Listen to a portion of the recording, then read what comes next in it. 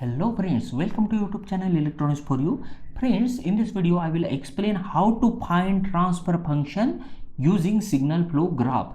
And in this tutorial I will solve two examples, but before that you should know the Mason's gain formula and steps to find transfer function using Mason's gain formula. So I have explained each and every step in our previous video in details. So I will request you to please watch this video. You can click here on the I button or go into description and click on the link to see these step, because these are one of the most important thing that you should know before learning this learning how to find transfer function using Mason's gain formula. So our step number 1 will be to calculate forward path Pi for each forward path I.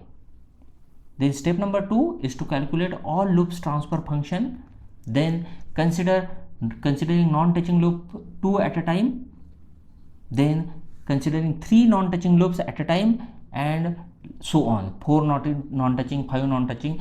These are the steps, but most of the times there will maybe 2 or 3 non-touching loops pair, and further no 4 non-touching loops pair will be there, but it will depend. Further, this is our step number. Our next step is to calculate the value of delta, that is system determinant, from our step number 2, 3, 4, 5. For that we will use one formula. Again, as I have told you that you should know the exact formula, and I have explained Mason's gain formula in our previous video. Therefore you should watch this video first. If you already know delta I, then you can continue watching this video. Then you have to calculate delta I, that is belonging to the non-touching forward path, ith non-touching forward path, and we will use this formula to calculate our transfer function. It is your Mason's gain formula, and this Mason's gain formula can also be written like this. Okay, so let's move to the example. You will get it more clear. This is our example. Let's find the solution for this. Now we have, in our step number 5, we have to obtain total number of forward path. Now these are our forward path. Forward path means a path from input to output. This is our first forward path where you can go from input to output, and let it be P1, and P1 will be equals to multiplication of this transfer function, that is G1, G2, G3, G4, G8. So the path gain will be G1, G2, G3, G4 and G8. It is your P1. Similarly, this is our second forward path, and its path gain will be P2 equal to G1, G5, G6 multiplied by G7 into G8. So likewise you got the P1 and P2. So this is our step number 1. Now next step is step number 2, where we find total number of loops, single loop. So obtain total number of single loops. Now you can see here that a loop means you should start with a node and end to the same node. Now this is a loop where you can start from this point and you can return back to the same point without repeating any path. So this is our single loop, and let it be L1, and its transfer function will be equal to G3 multiplied by minus H3, that is minus G3 H3. Similarly, this is our second loop, and its transfer function L2 will be equals to, its loop gain will be equals to minus G6 into H6. So we got the values of L1 and L2. Now our step number 3 is to find total number of 2 non-touching loops. So here there are 2 loops there, L1 and L2, and both are non-touching because they are not having any common node here. So these are 2 non-touching loops. So L12 will be equals to, that is here this one indicates first loop, first pair, and 2 indicates for 2 non-touching loops. Therefore it is indicated as L12, which is equals to multiplication of this and this loop gains. So negative will become positive. Further you can rearrange it, if not it's also okay, and it is G3, G6, H3, H6. So this is your L12. Now we have to find out 3 non-touching loops. but we know that there are only 2 loops, so definitely there is no question of 3 non-touching loop, and therefore we can write in our step number 4 there are no 3 non-touching loops. Definitely 4 non-touching, 5 non-touching loops are not possible here, and therefore our step number 5, that is next step, is to find the value of delta. And delta, for the delta we will use this formula. Here L1 and L2 only exist, similarly L12 exists. Further no terms exist here, so our formula will become like this. You need not to write this formula, but you should write this formula for the calculation of delta. Now just put the values here. You know the value of L1, L2 here in step number 2. You know the value of L12 for used in step number 3. Use it and you will get. Now this negative sign will if we multiply with this negative sign, this will become positive, and we get the equation like this. This is the value of a delta. This is our step number 5. Now our step number 6 is to calculate delta 1 and delta 2. Why delta 1 and delta 2? Because there are 2 forward paths, P1 and P2. For that we have to calculate delta 1 and delta 2. Now let's consider this one, this forward path P1. Now find out which loop is not touching to it. So definitely you can say that this loop, that is loop 2, is not touching to the forward path P1, and therefore its value will be equal to delta 1 equal to 1 minus the loop gain for the loop number 2, and it is equals to minus G6H6. 1 minus G6H6 will become this positive, and therefore it is 1 plus G6H6. Similarly, this is our path number 2, and it do not touch to this loop, that is loop number 1. So we can write loop 1 does not touch to the forward path P2, and therefore its delta 2, that is its determinant delta 2, will be equals to 1 minus G3H3, and therefore it will become positive 1 plus G3H3. So we got value of delta 1 and delta 2 also. Now use Mason's gain formula to calculate the transfer function. This is our step number 7. P1 delta 1 plus P2 delta 2 upon delta. Now we know the path gain for P1, P2. We know the value of delta 1 and delta 2. Here we have already calculated delta in our step number 5. Put the values and we will get the transfer function like this. This is our example number 2. Now let's move toward the next example, that is example number 3. Here derive the transfer function for the following system using Mason's gain formula. Again you have to use Mason's gain formula to find the transfer function. So our step number 1 will be to obtain total number of forward path. Now forward path is the path from input to output. Just go into the direction of this arrow, which are forward arrows. So this is our path number 1. Let it be P1, and its transfer function will be its path gain will be G1, G2, G3, G4. G1 into G2 into G3 into G4. Similarly, this is our path number 2, and its path gain will be G6, G2, G3, G4. Similarly, one more forward path is there, this one.